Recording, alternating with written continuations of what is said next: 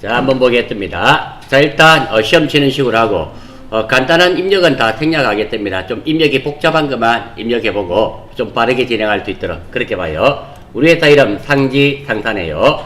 요 정도는 알아야 되겠죠. 회사 이름. 두 번째, 개인기업입니다. 개인기업에서 기업주가 꺼내가는 돈을 인출금이라고 하죠. 인출금 알아주시고, 사업자 등록증 보시고 이런 것들 확인하셔서 틀린 것들 고치시면 됩니다. 보편적으로 고치는 것은 세 개죠. 3개 또는 4개일 때도 있다라는 거 참고하시면 되겠습니다. 그게 문제 없이 넘어가고요.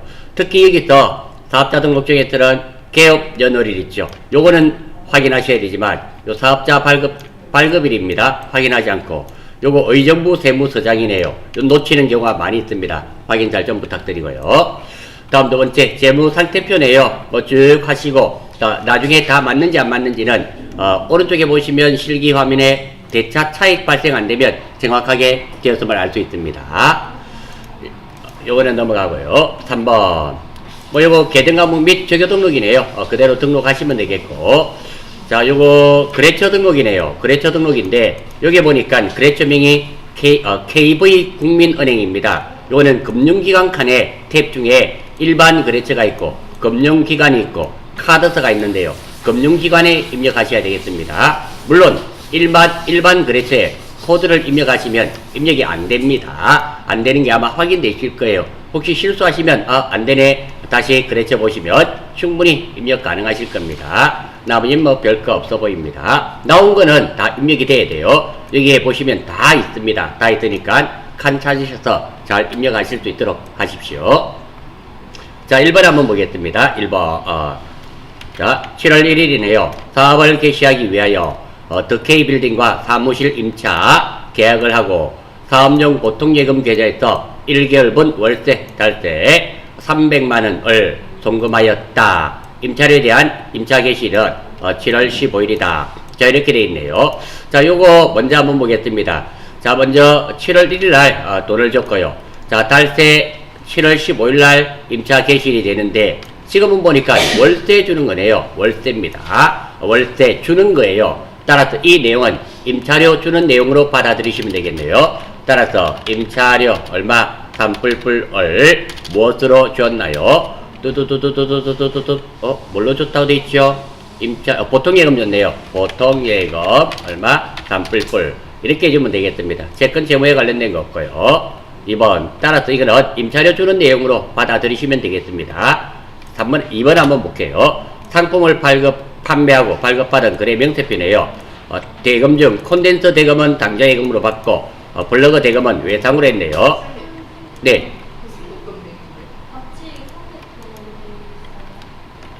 잠깐만요. 7월 1일 문제 다시 한번 봐요. 그러면 틀렸겠네요. 사업을 개시하기 위하여 더K빌딩과 사무실 임차 빌려오는 거네요. 빌려오고 계약을 하고 사업용 보통예금 계좌에서 1개월분 월세를 300만원을 송금하였다. 이거 잘못했네요. 자, 임차 개시를 제가 요거 대충 봐버렸네요. 날짜를. 자, 우리가 달세 건물 빌려 뜨는 것은 언제입니까? 7월 15일. 지금 사용하고 있는 건물 달세 준 게 아니고요. 7월 15일 날 사무실을 빌렸을 겁니다. 그런데 돈은 언제 줬어요? 7월 1일 날 줬네요. 돈부터 먼저 줬네요. 따라서 여기 임차료가 되는 것이 아니라 먼저니까 주는 거니까 돈이니까 금. 자, 요게 그리고 요 선거금에는 거래처 걸어줘야 되겠죠. 더K 이런 식으로 구분은 3번 4번 이렇게 되겠습니다.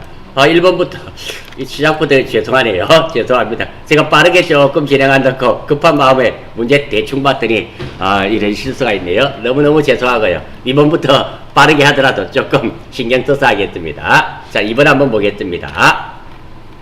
2번.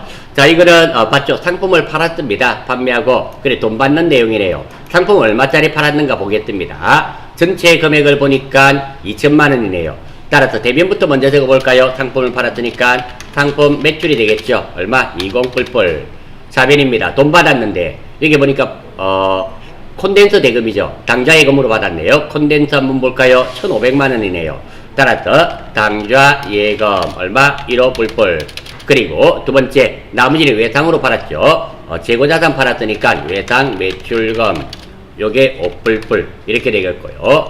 다음 마지막으로 채권 채무에 관련된 계정 한번 하나 있죠. 요거 다음 우리 회사 이름이 누구 있습니까? 상지였죠.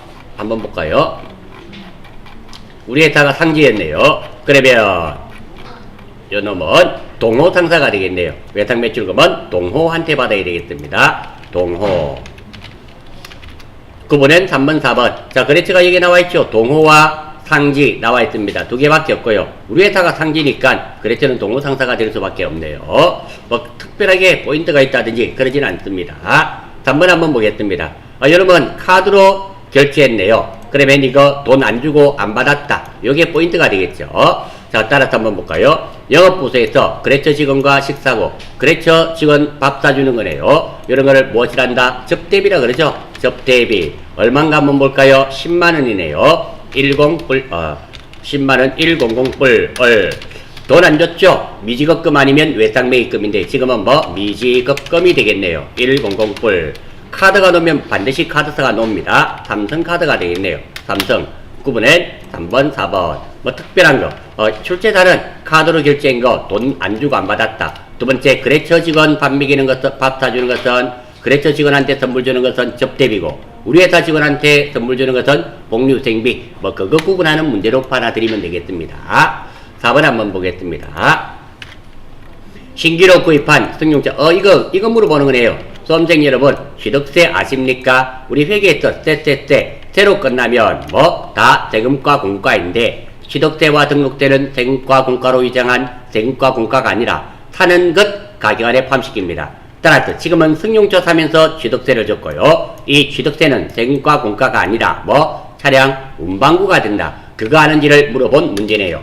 따라서 차량 운반구 밑에 보니까 취득세가 215만원이네요. 2150불. 돈은 뭘로 줬나요? 현금으로 줬네요. 현금 얼마? 2150불. 채권 재무에 관련된 거 없고요. 구분은 3번, 4번. 뭐 큰 내용은 없어 보입니다. 이 문제의 포인트는 뭐? 취득세에 대해서 알고 있습니까? 이거 물어본 게 포인트가 됩니다. 5번 한번 볼게요. 5번. 9월 30일 경동상사의 파산으로, 이건 신경 잘 봐야 되겠습니다. 경동상사의 파산으로 7월 30일에 대손 처리하였던 외상매출금 30만원을 보통예금으로 회수하였다. 7월 30일자 전표를 입력하여 참고할 것 하겠습니다. 자, 이거 대손 처리가 두 가지가 있는데요. 이 내용은 잘 봐야 됩니다. 외상매출금이나 매출채권이 할까요?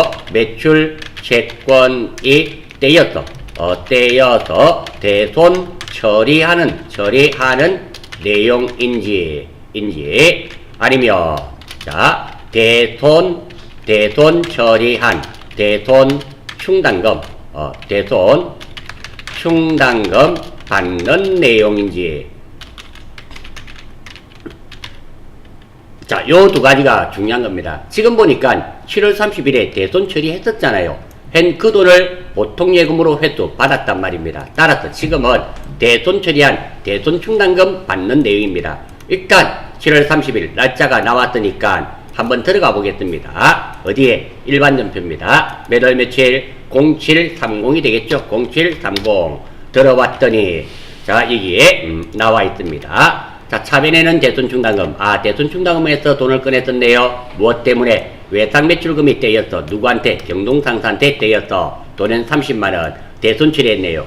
지금은 이 대손 충당금을 돌려받는 내용입니다. 따라서 문제 보시면 요거는 요렇게 되겠네요. 보통예금 돈 받았죠? 보통예금 아무 문제 없고요. 300불 받았는데 이게 외상매출금이 아니라 무엇이 된다? 대손 충당금을 돌려받는 겁니다. 300불. 물론 외상매출금에 대한 대손 충당금이기 때문에 코드 번호는 109번 대손 충당금이 됩니다. 자, 5번 문제 정리하겠습니다. 5번 문제 솔직하게 말씀드려서 난이도 좀 있는 문제입니다. 자, 이렇게 대손이 발생하게 되면 돈이 떼여서 매출채권, 즉 외상매출금이나 받을 의미 떼여서 대손 처리하는 내용인지, 즉 대손 충당금이 넉넉하면 대손 충당금, 대손 충당금이 일부 있으면 있는 만큼 대손 충당금, 없는 만큼 대손 상각비, 아예 없으면 대손 상각비로 처리됩니다. 그 내용인지. 지금 어때요? 대손 처리한 대손 충당금을 돌려받는 내용입니다. 여기에 해당되고요. 돈을 돌려받을 때는 외상매출금이 아니라 대손 충당금을 돌려받는 겁니다. 많은 학생들이 여기서 착각을 합니다. 어떤 거? 보통 예금 30만원은 다 마찬가지입니다. 이거는 별 문제 없이 마찬가지인데요. 대변을 외상매출금으로 하시는 분이 많습니다. 결코 아닙니다. 자, 돈 떼였을 때는 어디서 꺼내 쓴다? 대손 충당금에서 꺼내 쓰고요. 돌려받을 때는 다시 어디에 넣을까요? 다시 대손 충당금에 넣게 됩니다. 따라서 돈이 떼여도 대손 충당금에서 꺼내 쓰고요. 떼였던 돈 돌려받아도 다시 대손 충당금에 넣는다는 거. 이거 기억하시면 이거 크게 문제 없으리라 생각됩니다. 5번 문제는 조금 전산에게 2급치고는 난이도 있는 문제입니다. 다시 한 번 더 정리하겠습니다. 돈 떼였을 때는 어디서 꺼내 쓴다 그랬습니까? 대손 충당금에서 꺼내 씁니다. 그리고 떼였던 돈 돌려받을 때도 어디로 넣는다? 대손 충당금입니다. 떼이든지 돌려받든지 어디에서 다 처리됩니까? 대손 충당금에서 처리된다. 이것이 이 문제의 핵심입니다. 5번 이렇게 하고 넘어가겠습니다. 6번 10월 3일 미리 정기로부터 외상매출금 150만원의 지급을 면제받았네요.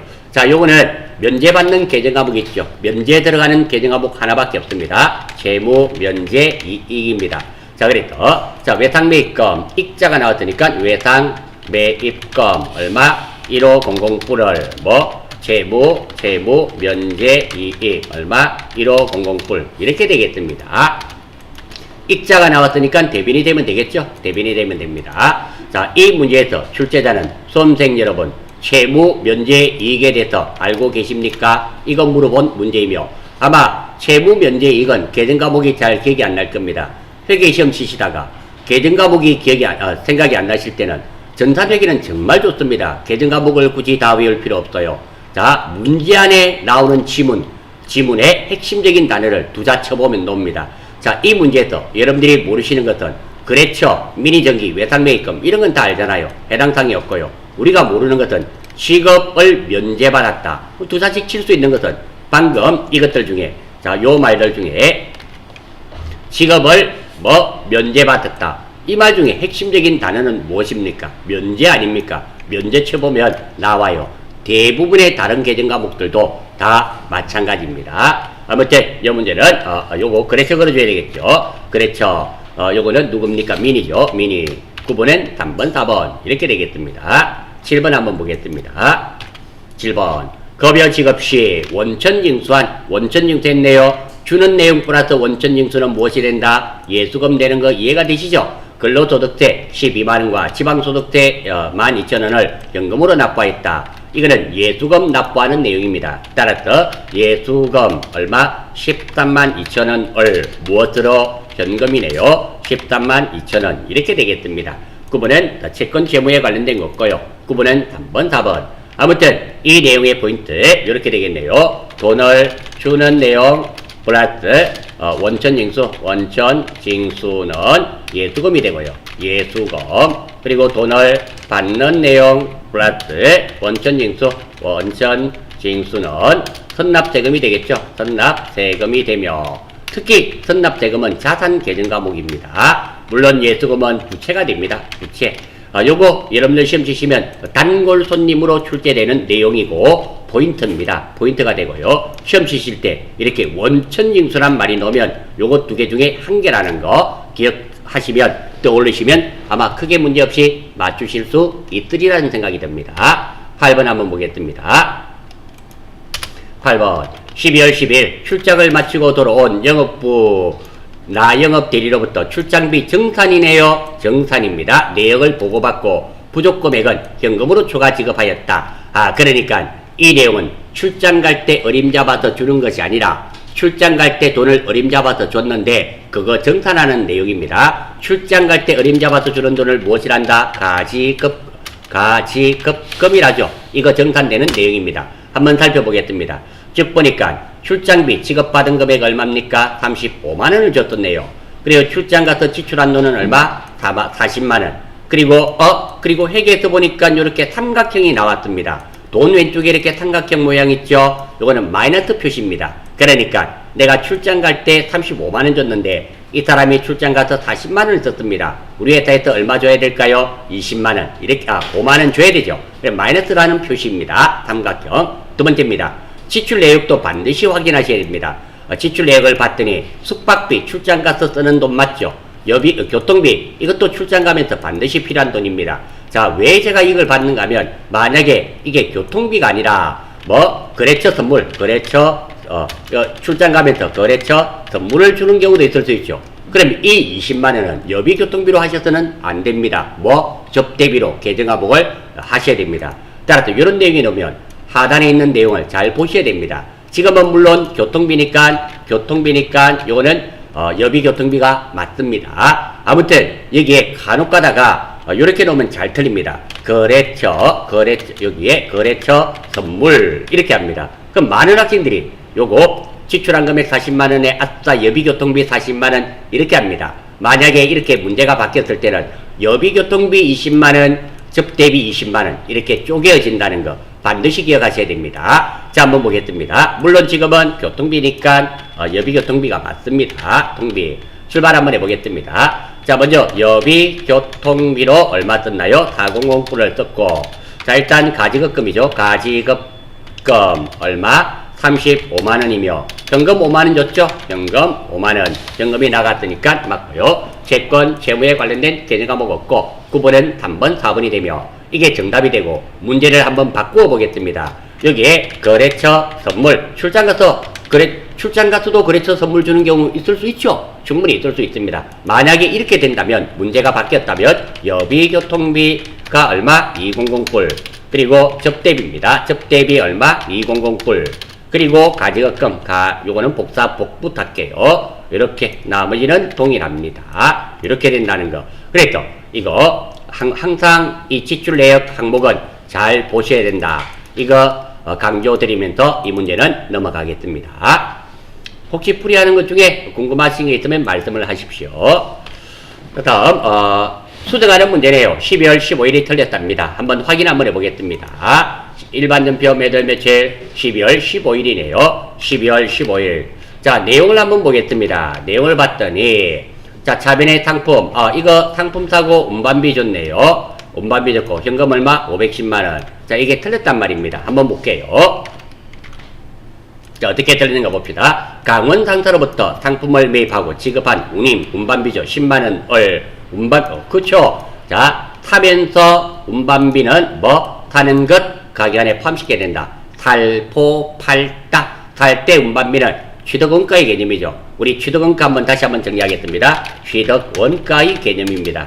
이게 다음에 여러분들 전산 세부시험 칠 때까지 다 영향을 미칩니다. 무엇을 사면서 들어가는 돈과 그리고 부대비용은 사는 것 가격 안에 포함시킨다. 이게 핵심입니다. 요 중에 가장 대표적인 게 운반비가 되겠죠? 운반비가 됩니다. 알아주시고. 자, 일반적으로 우리가 보험료 주면 어떻게 됩니까? 보험료를 주면 보험료가 되죠.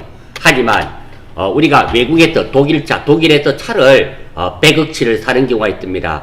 배에 싣고 오다 보면 배가 파산이나 해적한테 납치를 당하거나 폭풍을 만나서 배가 가라앉을 수도 있잖아요. 그때를 대비해서 보험을 드는 경우 있죠. 이렇게 드는 보험료는 상품 가격 안에 포함을 시켜야 됩니다. 보험료로 따로 적어서는 안 돼요. 그래서 많은 학생들이 오해를 합니다. 보험료 주면 다 보험료라고 생각하는데 방금처럼 차를 사면서 그 차의 파손에 대비해서 보험을 들면 보험료가 아닙니다. 그것은 무엇이 되겠다? 사는 그 가격 안에 포함시켜줘야 된다. 이렇게 회계는 아주 폭넓게 생각하셔야 됩니다. 그거 알아주시고. 지금은 아무튼 운반비가 상품 가격 안에 포함시켜야 됩니다.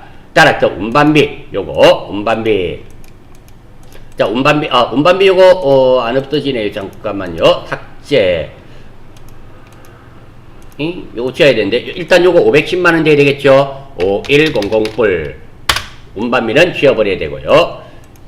요 놈이 안 지워지네요. 다 삭제해갖고 현금 줬네요. 삭제해서 새로 하랍니다. 삭제. 자, 차변 3번 상품, 146번 상품, 얼마? 5100불. 그리고 대변 4번 현금이죠. 101번 5100불 이렇게 입력하시면 되겠네요. 지워버리고 새로 해버렸습니다. 깔끔하게. 자, 요거 되시겠죠? 예, 다음. 두 번째입니다. 12월 20일이 틀렸네요. 한번 볼까요? 12월 며칠? 20일이 틀렸습니다. 한번 보겠습니다. 이거 보니까 접대비를 줬네요. 뭘로? 현금으로. 돈은 20만원입니다. 이게 틀렸네요. 한번 볼게요. 영업부 직원에게 우리 회사 직원이네요. 경조사비로 지급한 20만원. 자, 남회사 직원이었다면 이게 누굽니까? 접대비가 맞습니다. 하지만 우리 회사 직원한테 돈을 줬기 때문에 이것은 무엇이 되겠다? 복리후생비가 되겠죠. 복리후생비. 따라서 이게 접대비가 아니라 뭐 811번 복리후생비로 계정 과목만 바꾸어주면 되겠네요. 아무런 문제가 없습니다. 자, 이렇게 정리할 수 있도록 하고요. 자, 두 번째입니다. 복리후생비가 선택될 때는 꼭 세 가지 조건이 만족하는지 확인해야 됩니다. 첫 번째, 우리입니다. 우리 회사 직원을 위해서 돈이 덜 얻는가. 두 번째, 우리 회사 직원이 기뻐하는가. 우리 회사 직원이 기뻐하는가. 기뻐해야 한다. 세 번째는 소유권이 우리 회사 직원 것이어야 됩니다. 소유권이 우리 회사 직원 것이어야 한다. 이렇게 요 세 가지 조건이 만족하는지 다시 한 번 더 확인하셔야 됩니다. 지금 우리 회사 영업부 직원한테 돈을 줬기 때문에 이 경조사비는 누구 겁니까? 우리 회사 직원 것이 맞죠? 그러니까 아무 문제 없습니다. 결산정리사항 입력합니다. 감가상각비 나왔네요. 전산회계에서 가장 쉬운 문제 중에 하나 아닙니까? 차빈이 뭐? 감가상각비. 대빈이 뭐? 감가상각 누계. 감가상각 누계액이 되는데요. 하나는 문제에서 건물로 나왔네요. 건물이 얼마입니까? 800불. 그리고 또 다른 하나는 차량 운반구네요. 감가상각 누계액. 그리고 차량이네요. 차량 운반구니까 요놈은 100만원 1불. 두 개 더하면 얼마가 된다? 180만원. 이렇게 되겠네요. 뭐 간단한 문제, 요거는 결산 정리해서 분계틀을 하나 익혀주시면 간단하게 맞출 수 있는 겁니다. 자, 결산은 항상 몇 월 며칠 날 입력하게 됩니까? 항상 일반연표 12월 31일에 입력한다라는 거 4개 다 입력하시면 됩니다. 두 번째입니다. 소모품이네요. 소모품 구입 시 자산으로 처리했네요. 자, 소모품은 구입 시 자산 소모품 처리입니다. 소모품 처리. 자, 요거는 구입 시 비용으로 한 경우는 뭐 남은 만큼 자산을 늘리는 내용입니다. 내용이 되고, 따라서 소모품이 자산이니까 자산이 늘려면 뭐 차빈이 소모품, 그리고 남은 돈, 그리고 대변이 뭐 소모품비 남은 돈이 되고요. 그리고 구입 시 자산으로 처리한 경우, 요거는 없어진 만큼 자산을 줄이는 내용입니다. 따라서 자산이 줄어들어야 되니까 대변이 소모품이 됩니다. 차빈이 뭐 소모품, 상대 계정은 항상 소모품입니다. 이거는 없어진 만큼의 돈, 대변이 뭐 소모품, 이것도 마찬가지로 없어진 만큼의 돈. 이렇게 되겠네요. 따라서 지금은 보니까 자, 구입시 자산으로 처리했네요. 그러면 여기에 해당되겠네요. 없어진 만큼입니다. 없어진 만큼이 되고요. 따라서 차빈이 뭐가 된다? 소모품비가 되고요. 대변이 소모품이 될 수밖에 없으며, 두 번째, 기말현재 사용한 금액이란 말은 없어졌단 말이죠. 없어졌으니까 요게 얼마다? 12만원. 이렇게 해주면 되겠네요. 12만원. 자, 이렇게 됩니다. 자, 만약에 이게 사용한 금액이 아니라 기말현재 남은 금액, 기말현재 남은 금액, 자, 남은 금액 이렇게 출제가 될 수도 있습니다. 남은 금액, 그러면 소모품 구입 시 자산으로 처리했는데 기말현재 남은 금액이 이렇게 나오면 이게 12만원이 아닙니다. 총계정 원장에서 조회를 해봐야 됩니다. 살 때 얼마 주고 샀는지. 만약에 문제를 바꿔서 한번 해보겠습니다. 자, 일단 이 문제의 정답은 이게 맞았습니다. 두 번째, 이 문제를 변형을 한번 해보겠습니다. 소모품 구입 시 자산으로 처리했는데 기말현재 남은 금액이 이만큼입니다. 그러면 살 때 얼마치 샀는지 확인해야 됩니다. 어디서? 총계정 원장에 갑니다. 총계정 원장에서 01월 01일부터 12월 31일까지. 우리가 찾는 것은 뭐? 도모품이죠. 자산이니까 도모품 122번이네요. 122 했더니 살 때 얼마치 샀습니까? 120만원치 샀네요. 120만원치 샀는데 12만원이 남았으니까 실제로 없어진 돈은 얼마가 없어졌습니까? 98만원이 없어졌네요. 이렇게 조회를 해서 찾아야 되는 이런 문제도 충분히 출제가 된다라는 거 알아주시기 바랍니다. 그래서 항상 여기에 나와 있는 돈이 답이다라고 생각하셔서는 안 됩니다. 문제를 잘 보시고 그게 맞추어서 이렇게 조회를 해서 찾아야 되는 문제도 있다라는 거 알아주시기를 바라면서 이 문제 넘어가겠습니다. 이 문제 넘어가기 전에 다시 한 번 더 소모품이 나오면 이 내용을 아는지 모르는지 이것만 알고 있으면 어떠한 문제라도 다 소모품에 관련된 문제는 다 맞출 수가 있으며, 두 번째로 이런 문제는 전산 세무 1급에도 출제가 됩니다. 잘 좀 알아주시기 바랍니다. 다음 3번 한번 보겠습니다. 3번 가수금 잔액은 기범상사의 외상 대금을 수령한 것으로 판명되었다. 자, 일단 한번 보겠습니다. 가수금을 받은 겁니다. 받은 건데, 자, 요거 가수금 잔액은 기범상사의 외상 매출금을 수령한 것으로 판명되었다. 이건 무슨 말입니까? 다시 가수금 잔액은 기범 외상 대금을 수령한 것으로, 이거 가수금 정산하는 거네요. 가수금 정산하는 내용입니다. 그러니까 외상 대금이니까 외상 매출금이 되겠죠. 외상 매출금이 되는데, 자, 일단 가수금이 얼마인가 한번 살펴보겠습니다. 출발. 자, 여기서 전표 입력에서 일반 전표에서 일반 전표가 아니라 총계정 원장에서, 아니죠. 요거는 기법 상사가 나왔으니까 어디서 찾는 게 가장 빠르겠습니까? 요거는 거래처 원장에서 찾는 게 가장 빠르겠죠. 거래처 원장에서 찾겠습니다. 거래처 원장에서, 자, 01을 언제 가수금이 있었는지 모르겠습니다. 01부터 12월 31일까지 계정 과목은 가수금이 되겠죠. 가수금. 그리고 거래처는 누가 됩니까? 기범 상사 이렇게 되겠네요. 기범 10013 했더니, 자, 여기에 나와 있네요.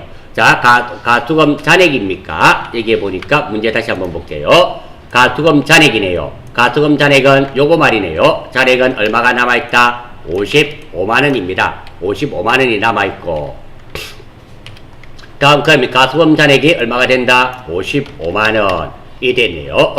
기범상사의 외상대금을 수령함으로 판명되었다. 이래 됐네요. 외상 매출금이 요게 가수금이 정산되는 내용입니다. 출발 한번 볼게요. 판명되었다. 이거 문제가 요만큼밖에 없는 거 맞나요?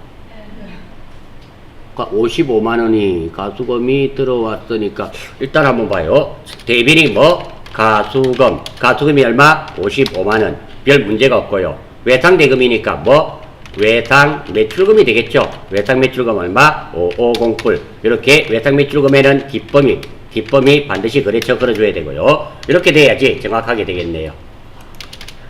이상하네요. 근데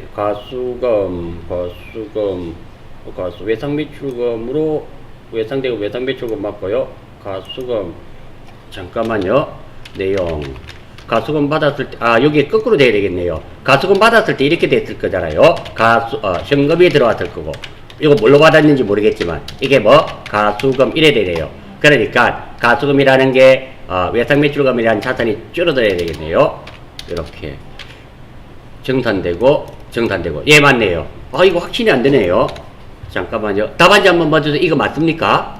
예, 이렇게 돼야 되는 게 맞네요. 왜? 가수금이 정산되니까, 가수금이 현재 가수금 처리했을 때 현재 시점이 대변이 있으니까 이것이 정산되면은 차변밖에 될 수 없죠. 차변밖에 될 수 없고, 무엇으로 밝혀졌다? 외상대금이란 말은 외상매입금 아니면 외상매출금인데 수령이니까 받는 거잖아요. 외상매입금을 받는 경우는 없죠. 외상매출금을 받으니까 외상매출금이 되고요. 돈은 55만원 찾았고 거래처 걸어주고 이렇게 해주면 되겠네요. 요거 조금 생각해서 문제를 푸셔야 되겠네요.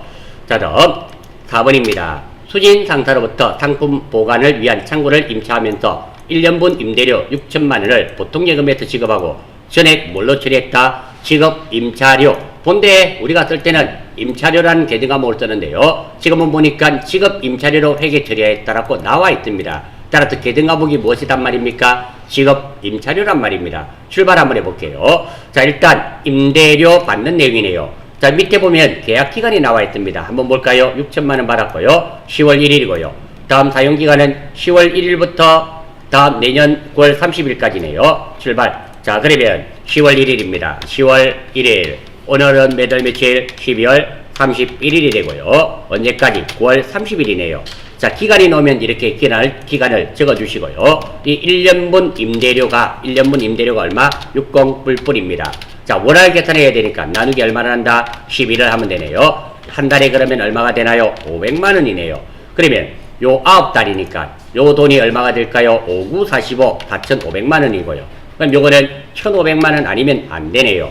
그리고 10월 1일 날, 요때 직업 임차료 이렇게 돼 있네요. 한번 보겠습니다. 보관 임차하면서 이렇게 돼 있네요. 다음 두 번째입니다. 자, 요거는 임차료네요. 임차료 뭐 하는 내용? 주는 내용입니다. 구체적으로 먼저 줬는지 못 줬는지 한번 봅시다. 오늘은 11월 31일이고요. 임차료는 언제 줬다고 돼 있습니까? 10월 1일 날 줬다고 돼 있네요. 오늘을 기준으로 해서 먼저 줬잖아요. 앞에 주면 먼저 준 거고 요때면 못 준 거고 이렇게 됩니다. 따라서 임차료 주는 내용인데 임차료 먼저 주는 내용입니다. 먼저 주는 내용이 되며 얼마 먼저 줬는지 보겠습니다. 자, 한번 보겠어요. 자, 오늘은 요 날입니다. 자, 임차료 10월 1일 날은 어디까지? 9월 30일까지 요만큼을 줬습니다. 그래서 10월 1일 날은 얼마 먼저 줬다? 10월 1일 날은 6천만 원을 먼저 줬습니다. 하지만 오늘은 12월 31일입니다. 어디서부터 어디까지? 여기서부터 여기까지 먼저 줬네요. 즉 4,500만 원 먼저 준 게 되겠습니다. 다시 한 번 더 정리하겠습니다. 자, 내가 임차료를 10월 1일 날 줬어요. 10월 1일 날 언제 끝까지? 9월 30일 끝까지. 그러니까 요만큼 먼저 줬잖아요. 10월 1일 날은 6천만 원을 먼저 준 게 확실합니다. 두 번째, 오늘은 결산일입니다. 몇 월 며칠? 12월 31일이네요. 여기서부터 어디까지 먼저 줬다? 여기까지 먼저 줬습니다. 요거는 돈이 얼마가 됩니까? 4,500만 원. 따라서 요놈은 임차료 4,5뿔뿔을 먼저 준 내용이 되겠습니다. 출발하겠습니다. 임차료는 임차료예요. 임차료. 자, 얼마? 4,5뿔뿔. 뒤에 두 자부터 적습니다. 주는 내용은 비용, 받는 내용은 수입. 주는 내용이니까 뭐? 비용. 다음 앞에 적습니다. 먼저면 선, 못이면 미. 지금은 먼저 줬으니까 선이네요. 두 번째, 요칸. 주는 것은 급, 받는 것은 수. 지금 보니까 주는 내용이죠. 그러니까 뭐가 된다? 급. 이렇게 됩니다. 따라서 뭉치면 선급 비용이 되며 돈은 얼마? 항상 같을 수밖에 없죠. 4,500만 원. 마지막으로 이걸로 자리 잡습니다. 이게 자산이면 차변, 부채면 대변인데요. 선급 비용은 나중에 갚아줘야 되는 게 아닙니다. 따라서 자산입니다. 선급 비용은 자산이에요. 차변. 채권, 채무에 관련된 개념과목 없고요. 9번은 3번, 4번이며 자, 4번 문제 조금 어려우실 수 있습니다. 사실 조금이 아니고 좀 많이 어렵죠. 어려운데 자, 4번 문제 잘 하시면 다음에 전산회계 1급이나 전산 세무 하실 때 엄청난 도움이 됩니다. 그래서 요거 놓치지 않고 꼭 맞추실 수 있도록 최선을 다해서 노력해 주시기를 바라겠습니다. 그러면 다음 과정 공부하실 때 엄청난 도움이 됩니다. 많이 나와요. 자, 요 문제 이렇게 넘어가고요. 다음 조회하는 문제네요. 6월 말 현재 유동자산이네요. 정기말 나왔습니다. 회사 이름이 없고 유동, 정기분 이런 말이 나오면 이거 어디서 누르면 됩니까? 요거는 결산 재무제표에 재무상태표에서 찾으면 되겠죠. 출발 한번 해보겠습니다. 결산 재무제표에 재무상태표 여기서 찾으면 쉽고 빠르게 찾으실 수 있습니다. 눌러보겠어요. 자, 몇 월인가 월 한번 볼 수 있도록 할까요? 6월 말입니다. 따라서 요게 06월 30일 됐고요. 다음 여기서 우리가 찾아야 되는 것은 현재 유동자산 유동자산 찾네요. 너무 쉽네요. 바로 나와 있네요. 유동자산 여기 있습니다. 전기말과 비교하여 얼마가 증가되었는가 요겁니다. 요 돈에서 요 돈 빼면 되겠네요. 뭐 찾는 거 크게 문제 없죠. 유동자산 찾으셨어. 유동자산 찾으셨어. 그거 빼기 하시면 별 문제 없습니다. 자, 다시 한번 볼까요? 여기죠. 그러니까 계산기 꼭 들고 가세요. 요 돈 빼기 어떤 돈? 요 돈이 정답이 됩니다. 빼기는 여러분들이 해보실 수 있도록 하고 이 문제 풀이는 이렇게 하고 마무리하겠습니다. 되시겠습니까? 네, 다음 두 번째. 자, 5월에 발생한 복리후생비. 복리후생비란 계정과목이 하나 나와있죠. 얘는 어디서 눌리면 되겠다? 총계정 원장에서 찾아보면 가장 간단하겠네요. 5월에란 말은 5월 한 달만을 의미하게 됩니다. 따라서 총계등 원장 한번 들어가 보겠습니다. 총계등 원장 들어왔다. 5월이니까 0501부터 0531까지 복리후생비 됐고요. 두 번째입니다. 발생한 문제에서 물어본 것은 무엇입니까? 발생한 복리후생비 총액은 얼마고? 이렇게 물어봤네요. 차변이 총액 나와 있네요. 784만원 이렇게 나와 있습니다. 이것이 정답이 된다라는 거 뭐 크게 문제가 없습니다. 따라서 조회 문제는 어디에 들어가 있는가만 아시면 금방 찾으실 수가 있습니다. 조회하는 방법은 제가 여러분 핵심 계정 과목 설명드릴 때 프린트물 나누어 드린 거 있죠? 그게 보면 조회하는 순서가 적혀 있습니다. 참고하실 수 있도록 하시고, 다음 한국 상사에 발행한 직업은 거래처가 나왔네요. 거래처가 나오면 무조건 어디서 눌린다? 회사 이름이 나오면 거래처 원장이죠. 출발 한번 해보겠습니다. 거래처 원장에서 일단 메뉴 들어왔고요.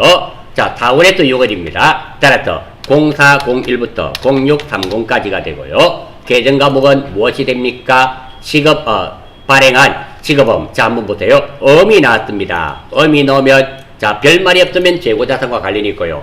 발행한 직업음이네요. 직업음 계정 과목도 나와 있네요.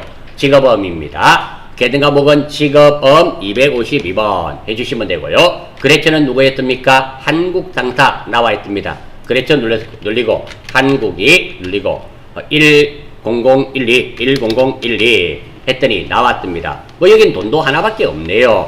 차변 대변 생각할 것도 없습니다. 잔액을 물어본 게 아니고 돈 차변 아니면 돈인데 뭐 요렇게 대변 돈밖에 없죠. 이런 거는 제가 자, 들어왔니 나갔니 뭐 내가 누가 발행했니 자산이 증가되니 감소되니 생각할 필요가 없습니다. 따라서 이거의 정답은 얼마가 된다? 250만원이 정답이 되겠습니다. 2500꿀. 자, 이렇게 해가지고 이거 7번 문제, 요 문제는 답은 어디에 눌리면 된다 그랬어요. 요것의 답은 이런 문제 답안 작성해 보시면 여기에 실무 답안이라고 있죠. 여기에 입력하셔야 됩니다. 입력하시고, 두 번째요. 객관식은 답은 여기에 다 입력합니다. 잠시 뒤에 객관식을 풀 텐데요. 객관식 답은 여기 입력하시고, 입력이 끝나시고 나면 닫기 하고요. 닫기. 입력이 끝나고 나면 닫기 하고. 자, 다음 확인. 자, 그리고 요겁니다. 시험 치실 때는 답안 지금은 연습할 때는 이거 눌리지 마시고요. 시험 치실 때는 답안 저장 이거 반드시 눌리셔야 됩니다. 그래야지 USB에 저장이 됩니다. 다시 한 번 더. 우리가 연습할 때는 여기까지만 합니다. 이런 문제 답안 작성해서 뭐 실기 문제 7번 문제 여기 입력합니다. 객관식 이런 문제 풀어서 여기 입력합니다. 그리고 닫기 합니다. 한 다음에 자, 끝이 났어요. 그리고 우리는 끝을 내버리는데, 이러면 시험장에서는 USB 저장 있죠? 답안 저장 요거 해주셔야 됩니다. 해주시고, 그리고 퇴실하실 때는 요거 눌리면 이제 끝이 난 거예요. 요거 눌리면 이제 시험은 완전히 끝이 난 겁니다. 끝이 나시고, 퇴실하실 때는 USB를 내고 시험지를 가져오셔야지, 시험지 내고 USB 가져오면 안 됩니다. USB로 채점하고, 두 번째, USB를 내실 때는 꼭 USB 내고 나서 감독관에게 내 USB에 파일이 잘 저장되었는지 확인 한번 부탁드립니다 하고 주세요. 그러면 저장이 되었는지 안 되었는지 확인해 줍니다. 그리고 저장됐습니다 이야기 듣고 퇴실하실 수 있도록 해요. 간혹 가다가 저도 예전에는 시험 감독을 가끔 다녔어요. 요즘은 학원에 수업을 하고 있으면 감독을 못 가죠. 법으로 되어 있습니다. 자, 아무튼 요즘은 안 가는데요. 예전에 시험 감독을 쓰다 보니까 그 무슨 급한 일이 있는지 한 40분 치고 퍼뜩 나가버립니다. 근데 보니까 이게 답안이 저장이 안 돼 있는 이런 경우 있습니다. 실제로 발생을 해요. 그러면 왜 시험 칠 때는 휴대전화 끄잖아요. 급하니까 휴대전화도 켜놓지도 않아요. 그냥 연락도 안 돼요.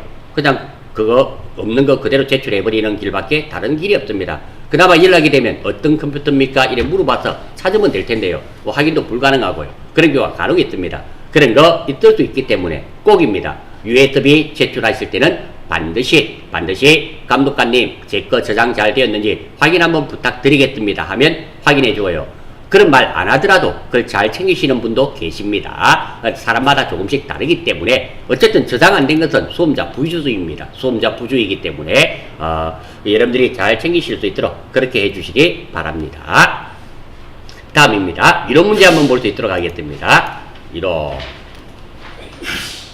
자, 이런 문제 푸실 때는 제가 어떻게 해야 했습니까? 일단 계정 과목 및 적용 등록 있죠? 이거 켜놓고 계정 과목에 관련된 게 나오면 무조건 여기 한번 확실하게 아시면 눌러볼 필요 없습니다. 하지만 확실하지 않을 때는 꼭 여기서 찾아보십시오. 몰라도 맞출 수 있는 문제가 많이 있습니다.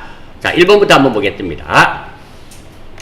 1번, 다음 중 회계상의 거래에 해당하는 것은, 자, 요거는 회계상의 거래에 해당하지 않는 거 아시면 되죠. 계약하다, 주문하다, 약속하다, 채용하다. 즉, 자산, 부채, 자본, 비용 수익이 발생되지 않는 것이 회계상의 거래가 안 되고, 거꾸로 말하게 되면 자산, 부채, 자본의 증가와 감소가 있든지 비용이나 수익이 발생되면 회계상의 거래가 됩니다. 한번 볼까요? 주문했나요? 회계상의 거래가 안 됩니다. 지급하기로 계약했네요. 이것도 뭐 회계상의 거래가 되지 않습니다. 에어컨 구입을 계약하다. 이것도 안 되네요.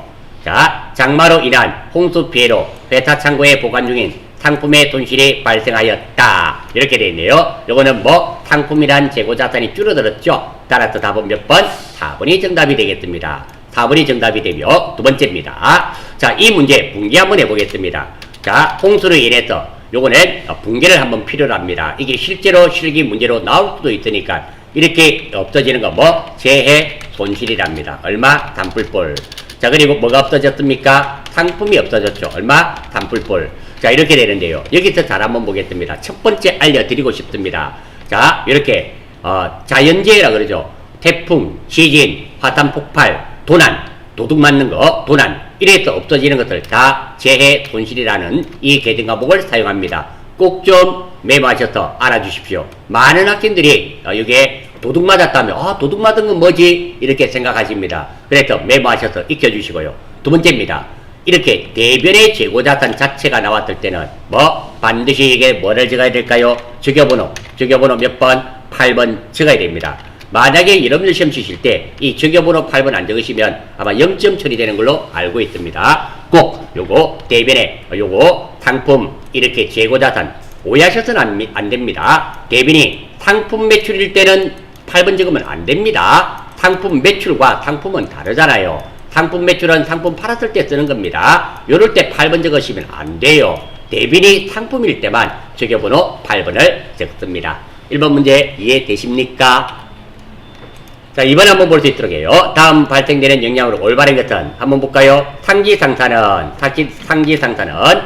낙동강 상수원 수질 정화 사업을 위한 기금을 안동시청에 100만원 결제 약속금으로 기부했네요. 무엇으로 기부했다? 엄으로 기부했습니다. 출발 한번 해볼게요. 이런 문제가 나오면 반드시 분개를 한번 해보십시오.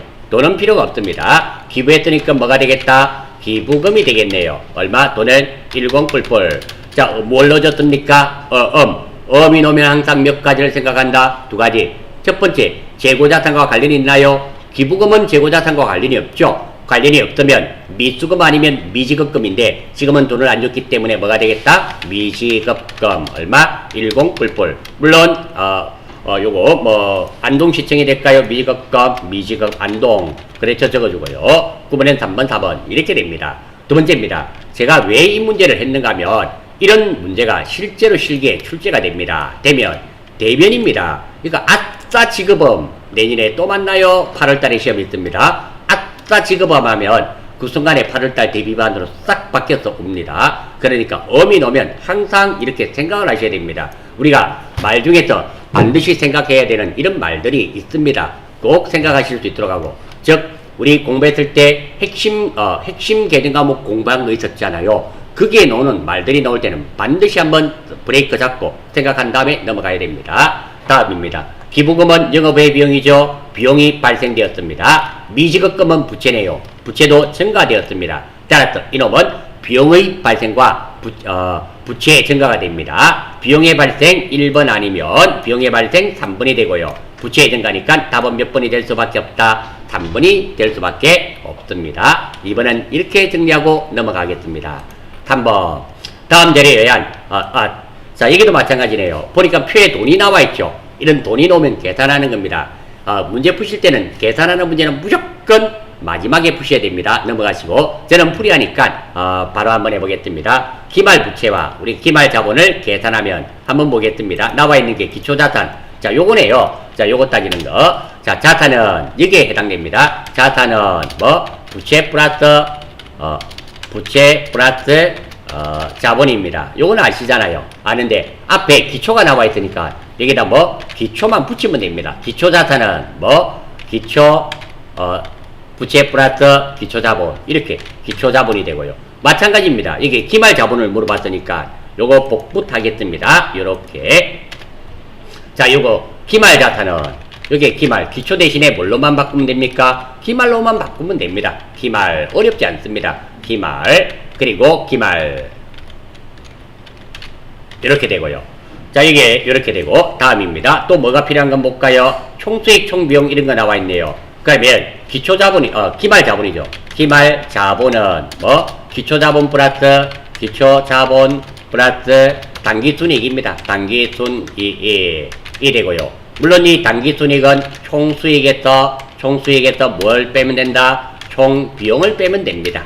요거 요 공식은 제가 어딥니까? 우리 같이 공부했던 거 맞죠? 공부했던 내용입니다. 한번 볼게요. 여기 나온 거 그대로 대입하겠습니다. 기초자산 50만원이네요. 기초자산 여기 얼마다? 500불. 나온 대로만 대입하겠습니다. 기말자산이네요. 기말자산 여기 얼마입니까? 800불. 자, 특별한 기술 쓰는 거 없습니다. 기초부채네요. 기초부채. 요것이 얼마가 되나요? 요것이 20만원.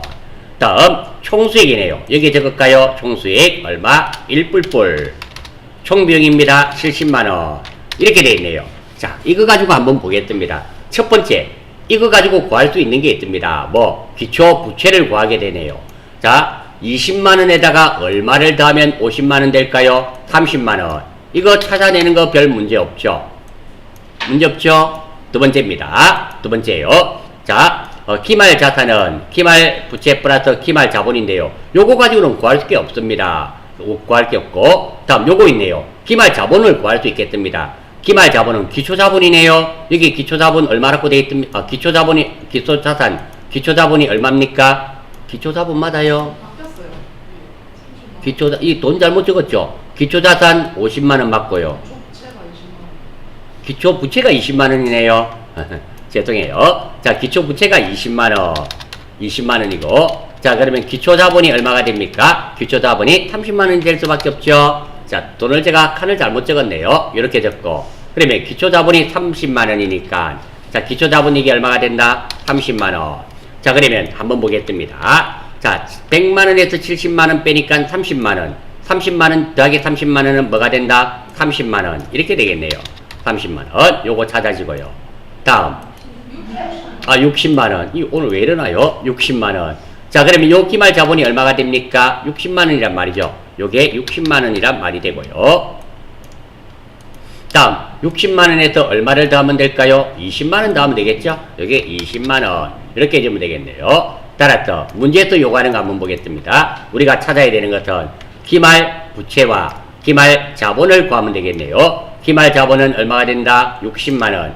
기말 부채는 얼마? 20만원. 이렇게 되겠습니다. 기말 부채부터 먼저 나왔으니까 20만원, 60만원이 정답이 되겠네요. 20만원, 60만원인 건 하나밖에 없습니다. 답은 2번이 되겠습니다. 아무튼 이 문제 이렇게 특별한 기술 쓴 게 없고요. 자산은 부채 플러스 자본에서 요 공식에서 기말 똑같은 겁니다. 이 두 가지는 기초 기말만 합해 그거고요. 그리고 요거 제가 계정 과목 하나 외워달라는 게 있었습니다. 요거 꼭 좀 알아주시고, 이렇게 여러분들 핵심 계정 과목 공부할 때 나와 있는 공식 18병인가 나와 있습니다. 그 공식을 모르시면 못 푸는 문제가 많이 있습니다. 꼭 좀 익혀주시기를 바라겠습니다. 자, 다음. 자, 비유동자산에 해당, 보기에 건물이 나왔네요. 보기에 계정 과목들이 나왔네요. 잘 모르시겠거든. 어디서 찾아보면 된다? 이것들은 다들 계정 과목 및 특유 등록에서 찾으면 됩니다. 한번 요거는 제가 찾아보겠습니다. 보통 예금, 컨트롤 F. 요거는 뭐 찾을 필요 없네요. 여기 보니까 보통 예금 나와 있죠? 보통 예금은 어딥니까? 당좌자산. 맞습니까? 따라서 요게 바로 적어 놓을게요. 당좌자산, 당좌자산. 다음. 두 번째 장기 대여금이네요. 컨트롤 F. 장기 대여금 찾으시면 됩니다. 자, 장기 대여금은 어디입니까? 투자자산. 투자자산 나와 있죠. 그러면 투자만 적어 놓겠습니다. 투자. 자, 그리고 만기 보유증권. 만기 보유증권. 여기도 마찬가지입니다. 컨트롤 F. 만기 보유증권. 찾았더니 투자자산에 나와 있네요. 만기 보유증권이 투자자산에 나와 있습니다. 투자. 그리고 건물, 유형자산이죠. 건물도 한번 봐요. 건물. 그리고 컨트롤 F, 건물. 자, 완성 건물은 아니고요. 건물 나와 있네요. 유형자산. 이렇게 충분히 여러분들이 계정과목에 넣으면 찾을 수 있습니다. 따라서 요거는 유형. 이렇게 됩니다. 유형. 이렇게 되고요. 요 중에서 우리가 찾는 것은 비유동자산에 해당하지 않는 것은 그게 보기 되게 있어 유동자산이 있단 말입니다. 자, 요거 한번 참고해 줄까요? 자, 계정과목이 있는데요. 당좌자산과 재고자산은 뭐? 유동자산이고, 투자, 유형, 무형, 기타, 비유동자산. 이 네 가지가 뭐가 된다? 비유동자산이 됩니다. 따라서 지금은 당좌자산이나 재고자산이 하나 있단 말입니다. 나머지들은 뭐? 비유동자산은 투자, 유형, 무형, 기타, 비유동자산이고요. 따라서 이 문제의 정답은 보니까 비유동자산에 해당되지 않는 것은 유동자산이 있단 말이고, 요 네 개 중에서 유동자산은 뭐? 당좌자산이 유동자산입니다. 이렇게 아마 이 문제도 계정과목 및 주교등록만 아셨더라면, 사용할 수 있었더라면 충분히 별 생각 없이 맞추실 수 있는 그런 문제가 되었습니다. 4번은 답이 1번이 됩니다. 넘어가겠습니다. 5번. 시산표 작성 시 발견할 수 있는 경우는, 자, 시산표에서 오류를 발견할 수 있는 경우는 딱 하나입니다. 요 발견할 수 있는 건 하나예요. 내용은 필요가 없습니다. 차변돈과 대변돈이 다를 때만 찾습니다. 차변금액과 대변금액이 다른 것만 찾아내요. 다시 한 번 더. 회계는 대차 평균의 원리가 있습니다. 차변의 금액과 대변의 금액은 항상 일치해야 됩니다. 그런데 시산표에서 찾아집니다. 차변돈과 대변돈이 다른 것을 찾아내요. 따라서 보기를 쭉 읽어보고 차변돈과 대변돈이 다르다는 것만, 다른 것만 찾으시면 됩니다. 한번 보겠습니다. 한 글에 대한 붕괴가 자, 붕괴 전체가 누락되면 차변돈, 대변돈 같겠죠. 둘 다 누락됐으니까. 두 번째, 붕괴 시 차변과 대변의 계정과목을 잘못 적었습니다. 계정과목을 잘못 적어도 돈은 같잖아요. 이것도 못 찾습니다. 세 번째, 붕괴 시 차변과 대변의 금액을 답은 몇 번입니까? 3번. 3번 내용대로 한다면 차변돈과 대변돈이 다르단 말이죠. 답은 3번이 됩니다. 그리고 답은 한 거래를 이중으로 붕괴한 경우 똑같이 두 번을 적는다 하더라도 차변돈과 대변돈은 같을 수밖에 없습니다. 따라서 답은 3번이 되며, 다시 한 번 더 설명드리겠습니다. 시산표의 작성 시 발견할 수 있는 오류는 한 가지밖에 없습니다. 내용을 쫙 한번 읽어보시고 차변돈과 대변돈이 다르게 표시되는 거, 그것만 찾으시면 쉽게 맞추실 수 있습니다. 5번은 이렇게 정리하고 넘어가겠습니다. 6번. 자, 다음 중 상기업의 손익계산서에 영업 외 비용으로 분류하여야 하는 것은, 이거 계정과목 찾으면 되겠네요. 자, 관리비 소모품 구입, 이건 뭐 소모품 하면 되겠네요. 또는 소모품 B가 될 것이고, 영업부식은 출장 같으니까 여비, 교통비가 되겠죠. 그리고 상품 감가상각비, 감가상각비는 감가상각비가 될 것이고, 공장 건물 팔면서 손해봤네요. 이런 것을 무엇이란다? 유형자산, 처분, 손실이 되겠죠. 이렇게 되네요. 영업외 비용 다 찾아보면 되겠습니다. 답은 4번이네요.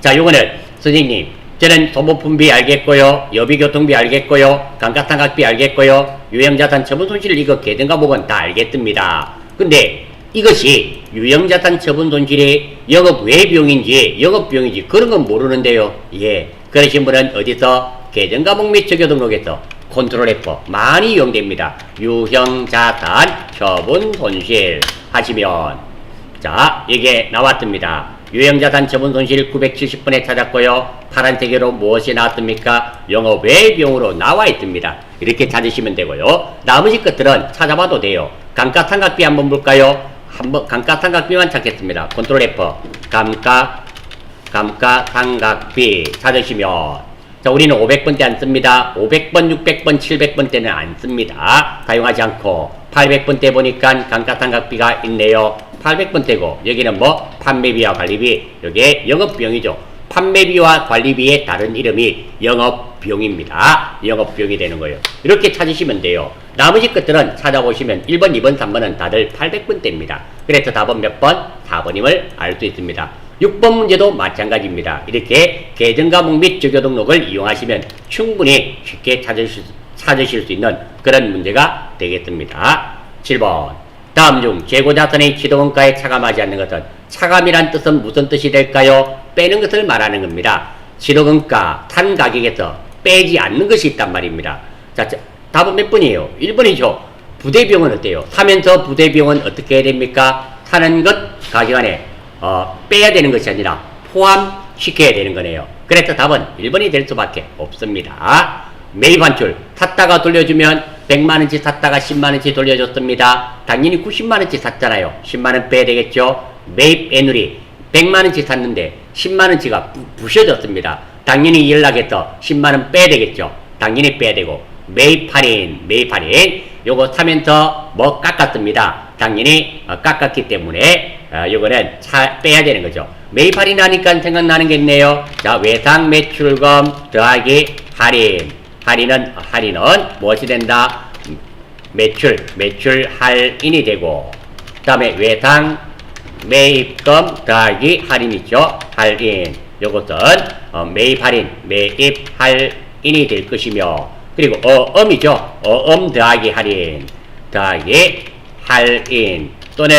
또는 매각 또는 할인료가 되면 요놈은 매출, 채권, 처분, 손실로 회계처리 된다는 거. 요것도 실무에 필요하니까 요것도 혹시 놓치셨다면 요번 시간을 통해서 메모하셔서 꼭 좀 익혀주시고, 특히 잘 틀리는 것은 요겁니다. 아무튼 이러면 시험 치실 때 할인이란 말이 나오면 요거 3개 중에 한 개입니다. 요거 3개 중에 할인이 나오면 이거 3개 중에 한 개예요. 포인트를 잡으시면 됩니다. 9번에 한번 보겠습니다. 받으럼 대변에 기입하는 거래 내용은, 자, 이런 내용들은 붕괴를 해버리면 됩니다. 돈은 필요 없고요. 붕괴 한번 해보겠습니다.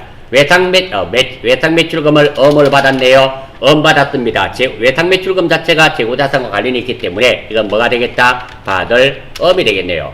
받을 엄이 될 것이고, 외상 매출금이 되고, 외상 매입금을 엄으로 타인에게 받았던 엄이네요. 납이 발행한 엄입니다. 따라서 외상 매입금은 외상 매입입니다. 외상 매입금을 갚아줬는데요. 누가 발행했다? 남이 발행했습니다. 그러면 이게 뭐가 되겠다? 받을 엄이 됩니다. 받을 엄 되고, 자, 엄은 주면 지급엄, 받으면 받을 엄이 아닙니다. 이렇게 누가 발행했는가에 따라서 달라집니다. 세 번째, 발행했던 엄이 만기가 되어 현금으로 줬네요. 내가 발행했으니까 이건 지급엄이죠. 지급엄을 뭘로 갚아줬다? 현금으로 줬네요. 현금. 마지막으로 상품을 매입하고 엄을 줬네요. 상품 샀으니까 상품이 될 것이며, 내가 발행한 엄입니다. 재고자산과 관련이 있으면서 내가 발행한 지급엄이 되겠습니다.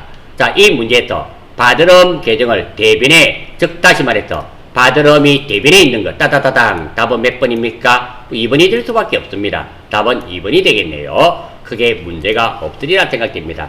8번 문제는 붕괴를 할 수 있는가? 이런 문제가 되겠습니다. 9번에 한번 볼 수 있도록 하겠습니다. 자, 처분과 관련한 차량의 처분가액은 얼마 받고 팔았노? 이 말이네요. 한번 볼까요? 자, 내가 탄 가격이 얼마입니까? 1,500만원. 감가상각 누계액이 650입니다. 그럼 장부가액은 어떻게 됩니까? 자, 요거는 이거 답도 중요하지만 우리 공부하다 보면, 문제 풀다 보면 장부가액이란 말이 나와요. 장부가액이란 말은 취득원가에서 무엇을 뺀 거? 감가상각 누계액을 뺀 것을 장부가액이라 그럽니다. 어려운 말은 결코 아니고요. 쉽게 말씀드려서 내가 핸드폰을 3년 전에 100만원 주고 샀습니다. 가치가 80만원 떨어졌어요. 그러면 산 취득원가는 얼마? 핸드폰 취득원가는 100만원.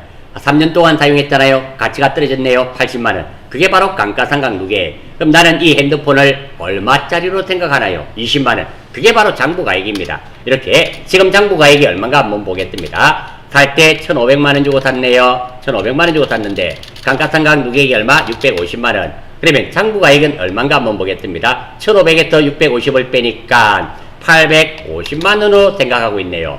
그런데 손해를 봤네요. 얼마 손해봤습니까? 850만원 받으면 번전인데요. 200만원 손해봤다네요. 그럼 얼마 받았어야지 200만원 손해봅니까? 850만원인데 650만원 받았어야지 200만원 손해봤겠죠. 따라서 답은 몇 번? 3번. 이렇게 되겠네요. 뭐 크게 어려운 부분은 아니고요. 지금 이 문제 답은 3번이 되는데 이것도 중요하지만 이거보다는 사실은 이게 여러분들에게 좀 더 알려드리고 싶습니다. 장부가액이란 말이 나중에 조회할 때나 이럴 때 나와요. 그럴 때 나오니까 장부가액은 취득원가에서 뭐 감가상각 무계획을 뺀 거다. 이 말은 꼭 좀 알아주시기를 바랍니다. 자, 10번 한번 보겠어요. 다음 중 재무상태표 계정과 손익계산서 분류상 올바르지 않는 것은 재고자산, 원재료, 제공품, 상품 맞습니다. 기타 비이동자산, 장기 매출 채권, 임차보증금, 요거 맞네요. 장기 매출 채권이 맞네요. 맞죠? 맞고. 됐고. 판매비와 관리비, 접대, 답은 몇 번? 3번입니다. 자, 요거는 제가 알고 있어서 이렇게 찾았는데요. 자, 판매비와 관리비는 몇백 번대를 말합니까? 800번대를 말합니다. 800번대를 말하는 거예요. 그래서 이자 비용 한번 쳐보겠습니다. 3번 같은 문제는 계정 과목들이 나오면 제가 뭐라 그랬습니까? 계정 과목이 잘 모르겠거든. 적용등록에서 찾아보시라 그랬죠. 컨트롤 F, 이자 비용. 이자 비용은 900번대입니다. 여기 보시면 무엇이 됩니까? 900번대는 영업 외 비용입니다. 그런데 문제에서는 이게 뭘로 됐다? 판매비와 관리비 안에 들어가 있잖아요. 그래서 답은 몇 번이 된다? 3번입니다. 아무튼 이런 문제, 10번 같은 문제는 여러분들이 문제를 빨리 해결하시고 나면 계정 과목들이 나오면 찾아보시면 돼요. 하나씩 찾아보시면 모르겠거든. 솔직하게 말씀드려요. 저도 전신전화가입권 이거 쓰지 않습니다. 이게 기타 비유동자산인지 잘 몰라요. 그러면 찾아보시면 됩니다. 이해가 되십니까? 자, 다음 11번 한번 볼게요. 결산 시 이자 10만원을 현금으로 지급한 건의 회계 처리가 누락된 경우 재무제표에 미치는 영향으로 오는 것은, 자, 그러면 이자 10만원 줬는데 현금으로 줬는데 이게 누락이 됐답니다. 그러면 분개 한번 해볼게요. 어떤 게 누락됐는가 봅시다. 이자는 계정 과목이 두 개죠. 받는 것은 이자 수익, 주는 것은 이자 비용. 이자 주는 거니까 이자 비용 얼마? 100불. 무엇이 됐다? 현금 얼마? 100불. 이게 있었어야 됐습니다. 이게 있었어야 되는데 이게 누락이 되었어요. 빠졌어요. 그럴 때 재무제표에 영향을 미치는 거로 옳은 것은, 자, 일단 요게 누락됐으니까 이자 비용이 줄어들겠네요. 누락됐으니까 비용이 줄어들고 자산도 현금이란 자산이 줄어들겠네요. 이런 결과가 야기됩니다. 한번 보겠습니다. 자, 첫 번째 비용의 과속에서 1번 답은 맞죠? 이자 비용이 적혔어야 되는데 안 적혔기 때문에 비용이 줄어든다 그랬습니다. 정답은 1번이네요. 자산도 맞는 말, 자산도 줄어드는데, 잠깐만요. 자산의 과속해당. 맞고, 다시 한 번요. 자, 결산 시 이자 10만원을, 현금으로 지급한 건의 거래가 누락되었네요. 누락되었고, 재무제표에 미치는 영향으로 오른 것은, 자, 그럼 이자 10만원을 이렇게 줘야 되는데, 이게 빠졌다. 그렇죠. 미안해요. 자, 일단 빠졌으니까, 자산은 과소가 아니라 과대계상 되겠죠. 왜? 10만원이 빠져나갔는데 이게 안 적혔단 말이잖아요. 안 적혔으니까 이거는 뭐가 되겠다? 과대계상 됩니다. 죄송해요. 두 번째, 비용이 적혔어야 되는데 비용이 안 적혔으니까 이거는 맞네요. 비용의 과소계상. 이거 맞까요? 다음, 부채는 관계없죠. 부채는 관계없고, 당기순이익은 어떻게 되는가 보겠습니다. 당기순이익 한번 봐요. 우리가 당기순이익은 무엇에서 무엇을 뺍니까? 총수익에서 뭐를 뺀다? 총비용을 뺍니다. 그런데 지금 이 문제는 이자 비용이 누락됐습니다. 이자 비용이 누락됐단 말은 비용이 줄어들었단 말이잖아요. 비용이 줄어들게 되면 당기순이익은 올라가겠죠. 올라가게 됩니다. 3번도 틀렸네요. 그래서 답은 1번이 되겠습니다. 이거 이해되십니까? 요거는 좀 따지셔야 돼요. 생각보다 11번 문제가 저도 하다가 이상하네요. 다시 보고 이렇죠. 순간적으로 잘 안 되는 경우도 있고요. 조금 깊이 생각하시면서 문제를 푸셔야 됩니다. 여러분 시험 치실 때 이런 문제가 간간히 나와요. 간간히 나옵니다. 알아주시면 좋겠습니다. 12번. 현금 과부족에 대한 설명으로 가장 옳은 것 찾는 거래요. 현금 과부족 어떨 때 사용합니까? 기중에 1월 1일부터 12월 30일 사이에 장부상의 현금과 실제 현금이 일치하지 않을 때, 즉 돈이 남아도 현금 과부족, 돈이 모자라도 현금 과부족을 사용하게 됩니다. 그거 찾아란 말이죠. 출발 한번 볼게요. 가장 옳은 것은 회계기간 중 현금의 실제 잔액이 장부상 잔액보다 많은 경우에만 쓰는 거 아니죠. 적은 경우에도 씁니다. 1번 안 됩니다. 두 번째, 회계기간 중 현금의 실제 잔액이 장부 잔액보다 적은 경우에만, 아니죠. 적든지 많든지 같이 씁니다. 3번 기말 결산 시 현금의 장부 잔액과 실제 잔액의 차이가 발생하는 경우 기말 결산에는 어떻게 돼요? 이 현금 과부족은 임시 계정입니다. 임시 계정은 반드시 없어져야 됩니다. 기말 결산에 쓰는 거 아닙니다. 제가 방금 말씀드렸잖아요. 현금 과부족은 몇 월 며칠부터 1월 1일부터 12월 30일 사이에 12월 30일 사이에 장부상의 돈과 실제 돈이 맞지 않을 때 사용하는 임시 계정입니다. 결산에는 쓰지 않습니다. 정산이 되어야 돼요. 틀렸습니다.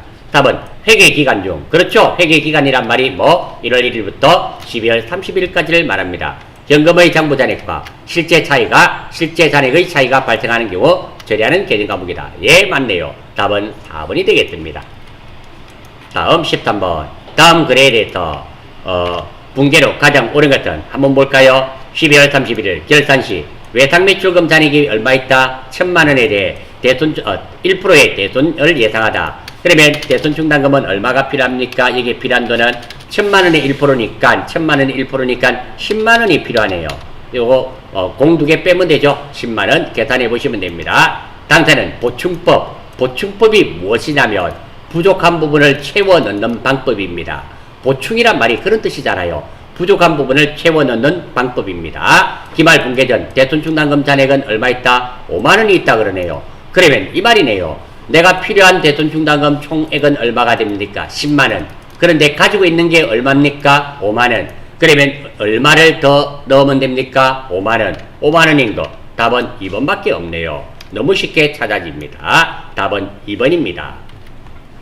13번 이해되시나요? 예, 14번. 자, 14번 같은 문제도 잘 나와요. 어렵지 않은 문제입니다. 문제만 잘 파악하시면 결산 결과 당기 순이익이 50만원이 발생하였으나 지금 현재 결산했더니 당기 순이익이 얼마다? 50만원. 지금 현재 50만원이 생겼습니다. 기말 결산 정리 사항이 다음같이 누락되었다. 수정 후 당기 순이익은 얼마고? 그러니까 요 두 개의 내용을 읽어보고 자산은 더하면 되고 부채는 빼면 됩니다. 출발 한번 해볼 거예요. 임대료 미수분 2만원을 계상하지 않았다. 자, 임대료 이거 받아야 되는 겁니까? 줘야 되는 겁니까? 못 받았단 말이잖아요. 맞죠? 못 받은 임대료니까 이건 뭐가 된다? 자산입니다. 자산은 어떻게 하면 된다? 더하기를 하면 돼요. 자산은 더하기. 부채는 빼면 됩니다. 단기 차입금에 대한 이자 미지급액. 이자 못 줬네요. 이자 못 준 거는 미지급 비용이 되겠죠? 이는 부채가 되네요. 부채가 됩니다. 부채는 뭐? 빼기 하면 됩니다. 그러면 자산이 얼마입니까? 2만원. 부채가 얼마? 15,000원. 더하기 빼기 했더니까 얼마? 5,000원이 되네요. 5,000원 되고, 자, 이 5,000원 플러스 금액입니다. 50만원에다가 5,000원 더하니까 얼마가 된다? 50만 5천원. 답은 몇 번이 될 수밖에 없다? 3번이 될 수밖에 없습니다. 다시 한 번 더. 자, 이렇게 결산했을 때 당기 순이익이 발생했습니다. 이런 내용이 누락이 되었어요. 그럼 이 내용을 보시고 자산은 더하기 하면 되고 50만원에다가 더하기 하면 되고 부채는 50만원에서 빼면 됩니다. 그래서 보니까 임대료 못 받은 거잖아요. 자산입니다. 그러니까 이건 더하기 하면 되고, 다음 2만원은 더하기 하면 되고, 이자 못 줬잖아요. 나중에 줘야 되잖아요. 빚이잖아요. 부채입니다. 그럼 이건 빼면 돼요. 그러니까 2만원에서 15,000원 뺐더니 결과는 얼마가 된다? 5,000원입니다. 5,000원이 플러스죠. 플러스 해주면 50만 5천원이 돼요. 이런 문제도 잘 나옵니다. 요거 풀이하는 방법을 잘 익혀주시면 크게 문제없이 맞추실 수 있습니다. 15번 다음의 재고자산에 대한 설명으로 틀린 거 찾는 거네요. 틀린 거. 판매를 목적으로 보유한 자산은 재고자산에 해당한다. 맞죠? 재고자산은 유동자산에 속하는 자산이다. 유동자산은 두 가지가 있습니다. 무엇과 무엇이 있습니까? 유동자산은 당좌자산과 재고자산이 유동자산이라 그랬어요. 투자 유형 무형 기타 비유동자산, 이게 뭐? 비유동자산이라 그랬습니다. 따라서 자 2번 재고자산은 유동자산에 속합니다. 예, 맞습니다. 3번 재고자산은 취득원가를 장부금액으로 한다. 예, 맞습니다. 다만 시가가 취득원가보다 낮은 경우에는 시가를 장부금액으로 한다. 예, 맞는 말이네요. 4번 재고자산을 판매하기 위하여 발생하는 비용. 판매하면서 발생하는 비용은 취득원가가 아니죠. 이거는 취득원가라는 개념, 이게 참 잘 나오잖아요. 취득원가라는 개념이 잘 나옵니다. 취득원가는 무엇을 사면서 들어간 돈과 부대 비용은 사는 것 가격에 포함시킨다. 그게 바로 취득원가의 개념입니다. 따라서 지금은 사고 나서 들어갔기 때문에 해당 사항이 없습니다. 그래서 답은 4번이 되겠네요. 자, 이러므로써 80회 문제는 마무리하는 걸로 하겠습니다.